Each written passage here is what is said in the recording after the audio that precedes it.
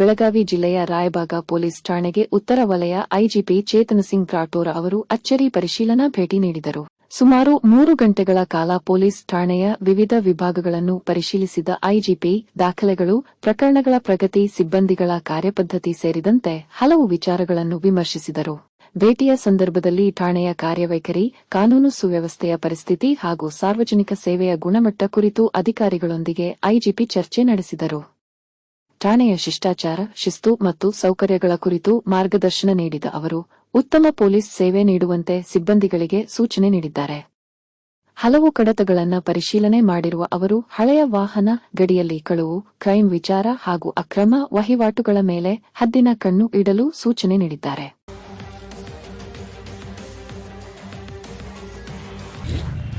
Sir 1 PA sir 4 PA sir 4 PA sir 12 HC sir 24 PC stainless 4 PC vacancy ಇದೆ sir, 2 PS vacancy ಇದೆ sir, 1 ESS ಇದೆ sir.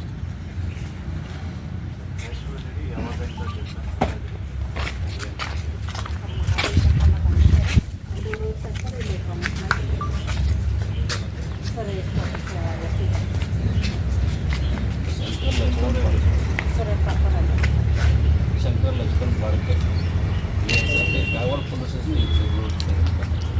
संपूर्ण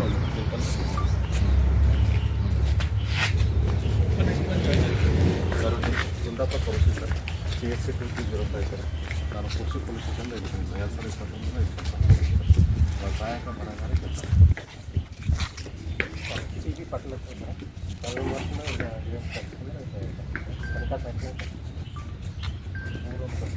sir SN ಮಾಂಗ್ sir ಕೆಲಸ ಮಾಡಿ sir. ಅಲ್ಲಿ ಪೊಲೀಸರ ಪ್ರಮೋಷನ್